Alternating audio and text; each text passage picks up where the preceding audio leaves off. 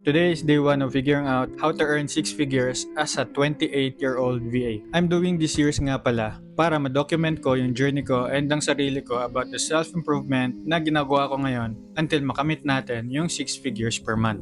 And yep, it was tough to have this goal kung kailan late 20s na ako knowing na merong mga 18 to 20-year-olds na nag-i-start ng kumita by leveraging their skills and talents as a personal brand. I'm not here to compare myself with them, but I want to make this as an inspiration instead para sa mga katulad ko and kaedad ko na gusto ng pagbabago. And that's the reason why I'll be making this kind of videos. Work from home VA na nga pala ako ngayon and trying to make an earning din dito sa social media as an affiliate. Ngayong unti-unti nang bumubunga yung mga tinatanim ko dati sa TikTok, sinisimulan ko na rin i-level up yung pag-video natin and pag-share natin para mas ma-inspire yung mga taong katulad ko na akala nila stuck na talaga sa paulit-ulit na routine sa buhay. Di ko alam kung kailan mangyayari yung pag-earn ko ng 6 figures. But I know for sure mangyayari yun if I just take actions on it tulad ng ginagawa ko ngayon. So yun lang for today and see you tomorrow. Sana sa paggawa ko nito, mas ma-figure out ko kung paano kumita ng 6 figures.